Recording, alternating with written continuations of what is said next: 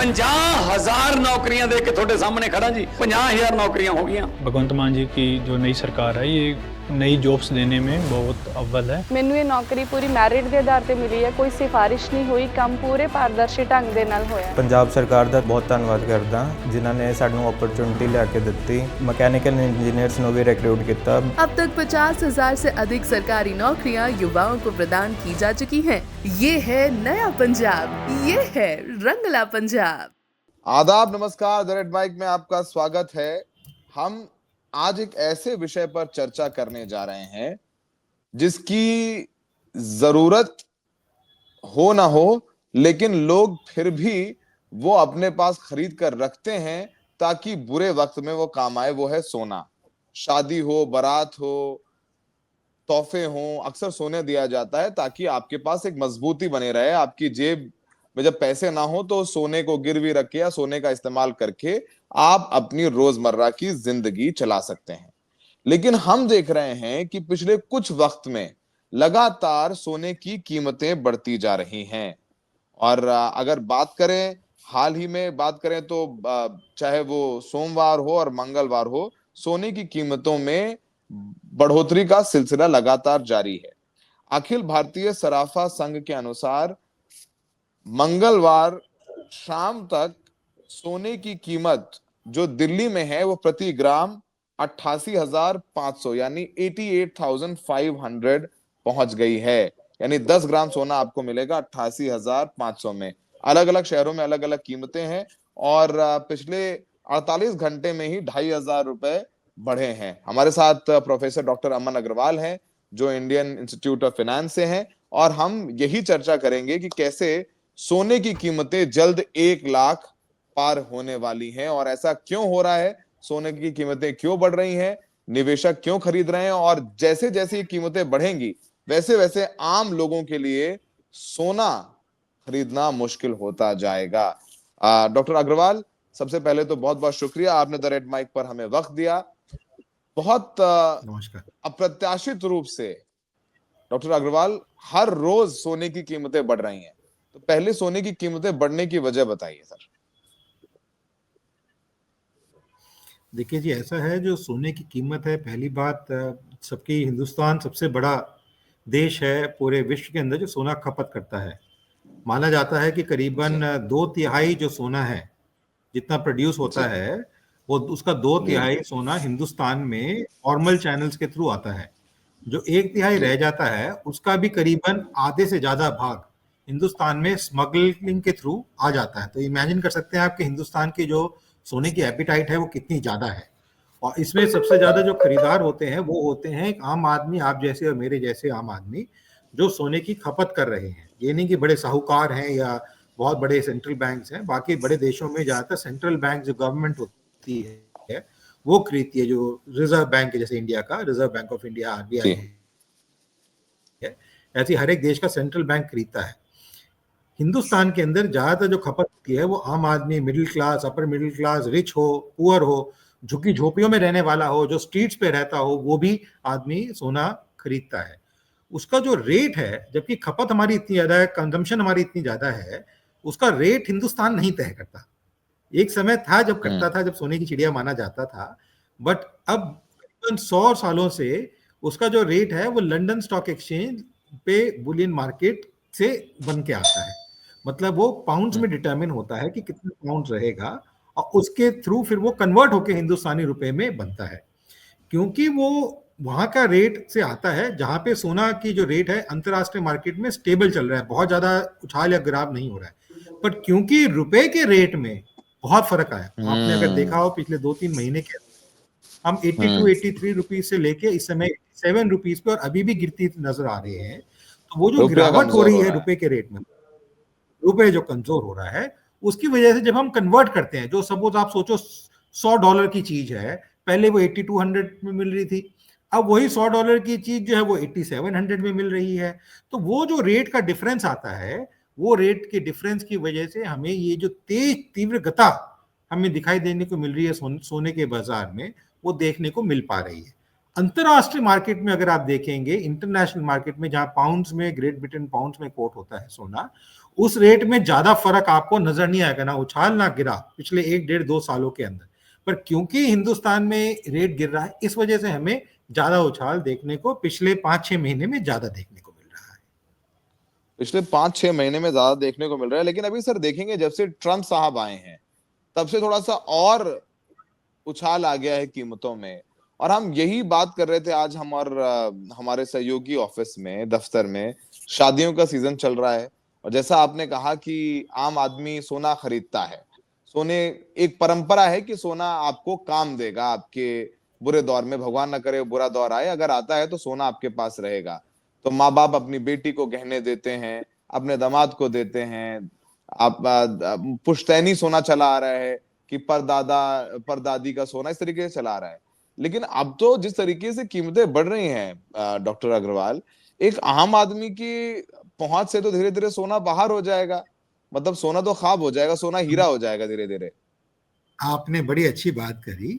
देखिए, ये ना बड़ा ही दुविधाजनक क्वेश्चन है कि क्या सोने की कीमत आदमी को अफोर्ड करने के लिए कंफर्टेबल है या नहीं। मार्केट के अंदर आपने सुना होगा सरकारें गिरी हैं आलू प्याज के दामों के बढ़ने की वजह से हिंदुस्तान में। जी बिल्कुल, कि आलू का प्याज दाम बढ़ गया, जी। सोने अब वो जो है प्याज का दाम बढ़ गया। देखिए, जब पैसा है मार्केट में तभी तो वो खरीदेगा ना उस आइटम को। अगर मार्केट में पैसा नहीं होगा तो वो आइटम कैसे खरीदी जाएगी। क्योंकि हिंदुस्तान में डिमांड इतनी ज्यादा है तो कोई भी रेट हो, और ये सीजन ऐसे रहे हैं कि कांस्टेंट रहते हैं, कुछ महीने पूरे साल में अंतराल काल पे, अलग अलग कालों पे, जहां पे सोना या चांदी खरीदा जाता है, चाहे वो शादी के लिए हो, चाहे वो त्योहारों के लिए हो, चाहे वो ऐसे दिन हो जहां पे शुभ माना जाता है सोने को या चांदी को खरीदना, इस तरीके के दिन होते हैं। तो अब और उसके अलावा पहले भारत का रिजर्व बैंक सोना ज्यादा नहीं खरीदता था, कांस्टेंट था, बहुत सालों तक, दशकों तक कांस्टेंट रहा है जो हमने खरीद रखा था। पर आप पिछले साल देखेंगे जनवरी के अंदर, जनवरी 2024 में उन्होंने काफी हद तक सोना खरीदा। अभी अगर हम देखें दिसंबर जनवरी के अंदर रिजर्व बैंक ऑफ इंडिया ने फिर दोबारा काफी ज्यादा सोना खरीदा। तो जब जो खरीदारी आम आदमी के अलावा सेंट्रल बैंक भी इतना ज्यादा कर रहा है तो और डिमांड बढ़ रही है और उधर से रुपया गिर रहा है, तो इसलिए जो सोने की कीमत है वो बढ़ रही है। और दूसरी चीज, आम आदमी खरीद पा रहा है उसको, तभी वो सोना ले पा रहा है। अगर डिमांड ही नहीं होगी उसकी मार्केट में तो वो रेट कैसे बढ़ेगा। कोई चीज की डिमांड जब नहीं होती है तो उसके दाम ऑटोमेटिकली गिरने लग जाते हैं। क्योंकि जो व्यापारी सोने का ट्रेड कर रहे हैं, जैसे गोल्ड स्मिथ होते हैं जो आप जैसे गहने दिखा रहे हैं, गहने बनाते हैं, अब उनके पास वो गहना बना दिया, वो स्टॉक इन होल्ड हैंड है, ठीक है, उसकी गिरावट नहीं हो रही, पर अगर नहीं बिकेगा तो उनको पैसा कैसे बनेगा। जो अपने कर्मचारियों उनको कहां से पैसा देंगे, कितने समय तक होल्ड करके रखेंगे। तो कई बार आप देखेंगे जब सोने का होल्ड करने का सिस्टम आता है तो अलग अलग मार्केट में जो कार्टेल बने होते हैं कि इस रेट पे बेचेंगे, इस रेट, उस रेट से कम पे भी लोग बेचना शुरू कर देते हैं मार्केट के अंदर, ताकि मार्केट टूटे। पर अभी जैसे मैंने आपको कहा, ट्रंप का आने से रुपए के जो अंतरकाल है डॉलर के प्रति, वो फर्क पड़ा है। अगर विश्व में देखें ज्यादातर करेंसीज ने बहुत तेज फॉल किया है डॉलर के अगेंस्ट। हिंदुस्तान की करेंसी फिर भी थोड़ी स्टेबल रही है, गिरी है पर फिर भी थोड़ी स्टेबल रही है।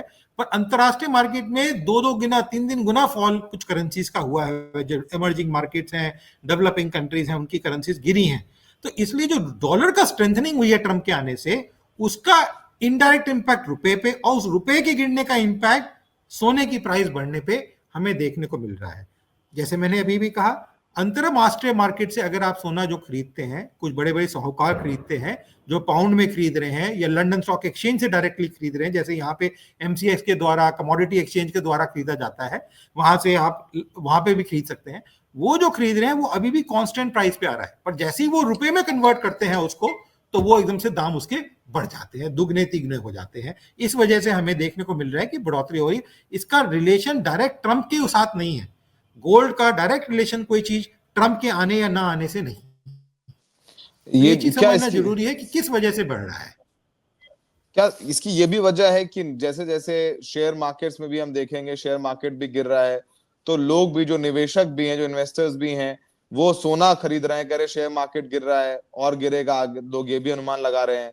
या जिस तरीके से ट्रंप ने स्टील और इस्पात पर टैरिफ बढ़ाने की कोशिश कर रहे हैं, तो उसका भी इम्पैक्ट हो रहा है। तो लोगों को लगता है कि कुछ और मत खरीदो, सबसे अच्छी चीज है कि सोना खरीद के रख लो। शेयर मार्केट में लेंगे तो शेयर नीचे गिरेंगे, हर चीज नीचे गिरेगी, लेकिन एक सोना एक चीज ऐसी है जो ऊपर चला जाएगा।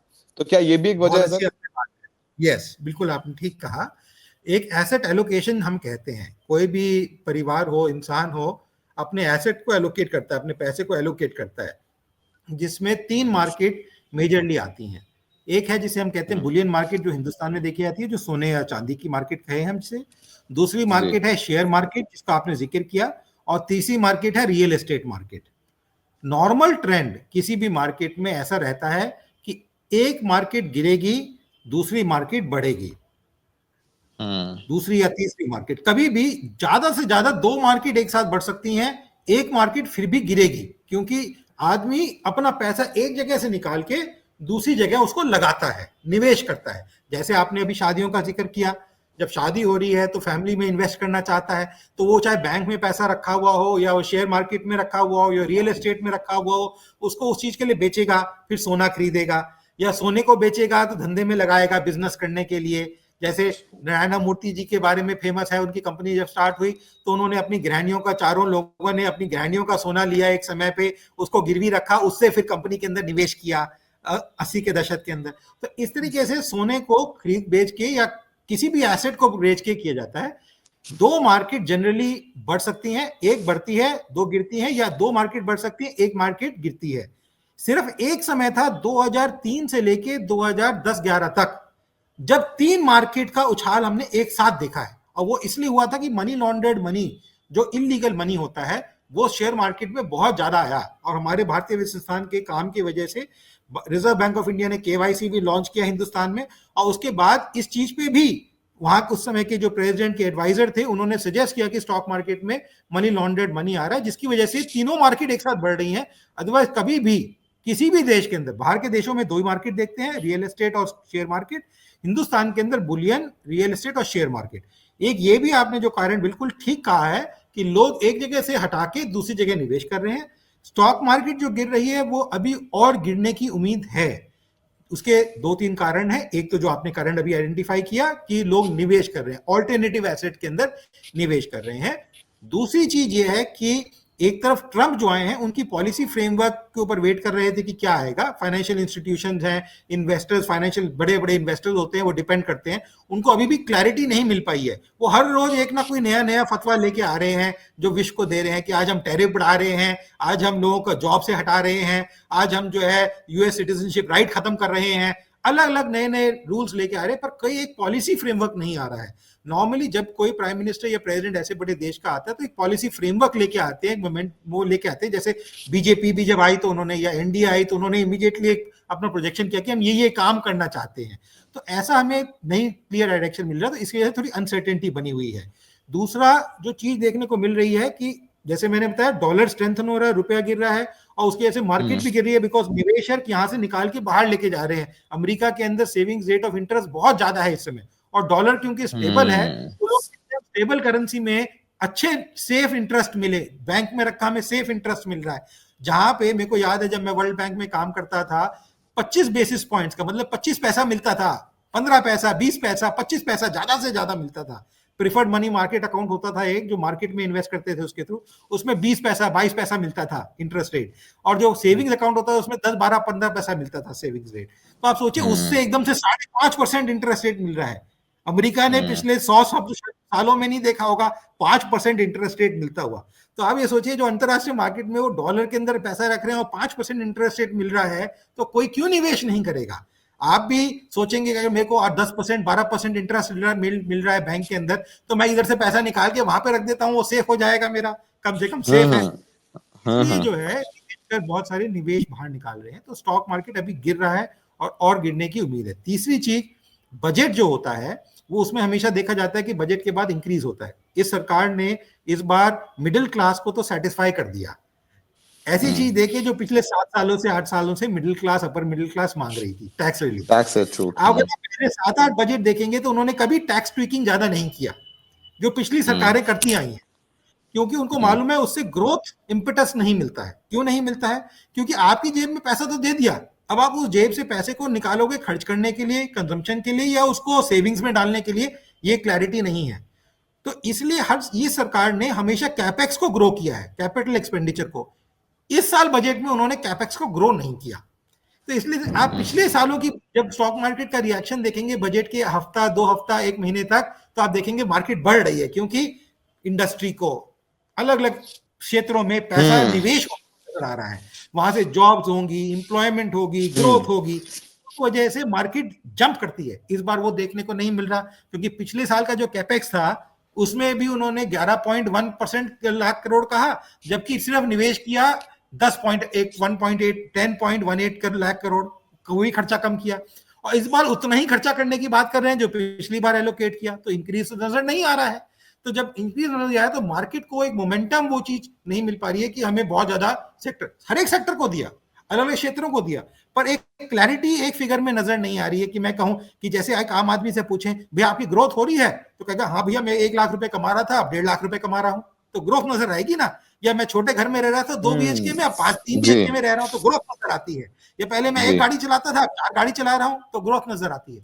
ऐसी ग्रोथ मोमेंटम अभी हमें कोई डेटा से बजट के नहीं मिल पाया, इस वजह से भी मार्केट के अंदर एक थोड़ा सा नेगेटिव रिस्पांस देखने को मिल रहा है और वो बढ़ नहीं पा रही, जबकि हिंदुस्तान की इकोनॉमी के फंडामेंटल्स और शेयर मार्केट के फंडामेंटल्स स्ट्रांग हैं।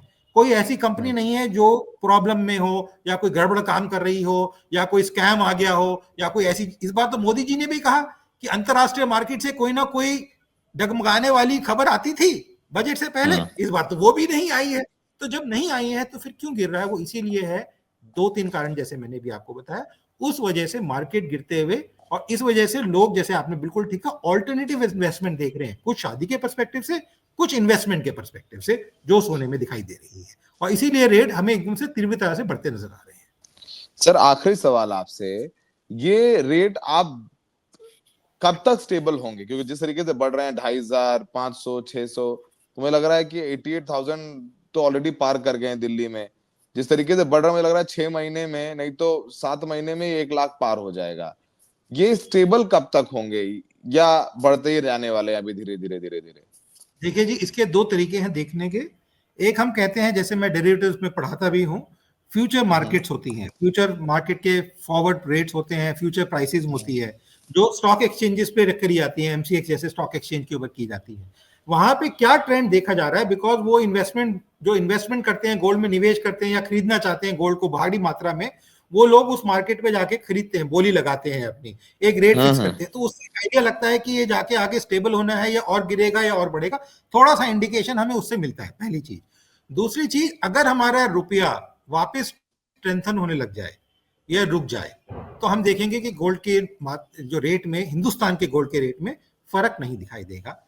जो रेट दिखाई दे रहा है मेजर, वो जैसे मैंने बताया, पिछले 1.5-2 महीने के अंदर ही हम 82 रुपीज, 83 रुपीज $1 से 87 पॉइंट सम रुपीज $1 पे आ गए हैं। ये बहुत बड़ा शिफ्ट है पिछले 2 महीने में। हमारे फॉरेन एक्सचेंज रिजर्व भी कम हुए हैं, क्योंकि रिजर्व बैंक काफी कंट्रोल करने की कोशिश कर रही है रुपए का गिरना, बट वो भी कम हुए हैं। बट जो ये गिरावट देखने को मिली है, ये गिरावट की वजह से, ये गिरावट अगर रिवर्स होती है या रुक भी जाती है, तो हम देखेंगे कि गोल्ड के रेट स्टेबल हो जाएंगे या कम होने शुरू हो जाएंगे।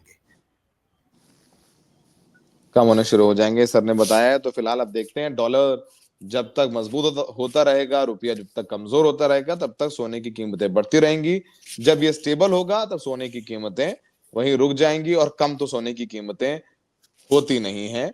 तो अब आप समझदार हैं, लोग शेयर मार्केट की जगह सोना खरीद रहे हैं, पर जैसे सोना बढ़ेगा, वैसे लोअर इनकम ग्रुप के लोगों के लिए थोड़ी मुश्किल जरूर होगी, क्योंकि शादी में सोना खरीदना देना वो शुभ माना जाता है, थोड़ा उनके लिए मुश्किल है।